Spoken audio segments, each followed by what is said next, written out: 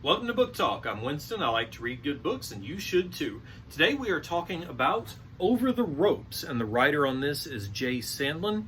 The principal artist is Antonello Cosentino. Francesco Segala is the colorist, and the lettering is by Justin Birch. Because this is a graphic novel, this is a comic book, and there's so much more going on there than just the writers, even though that's who we often, get first credit. So what is this? This is, if you can't tell, this is a love letter to 80s, 90s, 2000s professional wrestling.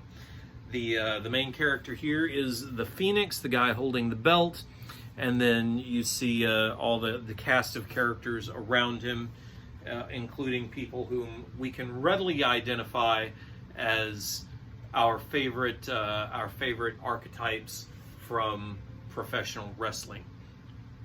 And this is really summed up by an early statement by the Phoenix when he's talking to a young lady that he's interested in, and he's reflecting. He says, "Wrestling is like religion.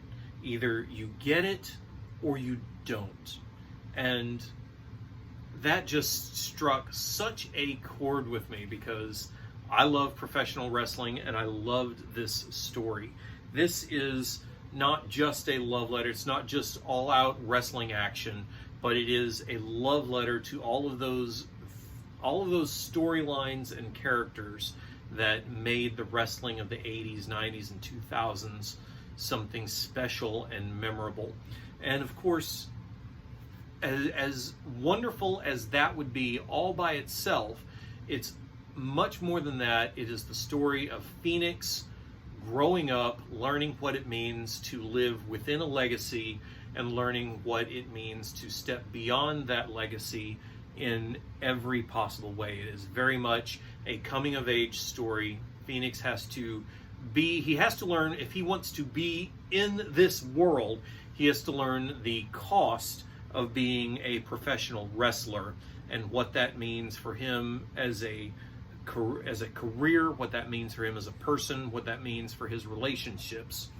And he has to weigh all of that against what it means to be a man within himself, to be true to himself, and to stand up for those things that he knows are right, to do those things that he knows should be done, to act in those ways that he knows he ought to act. And it's touching, it's moving, and there's so much all-out wrestling action in here.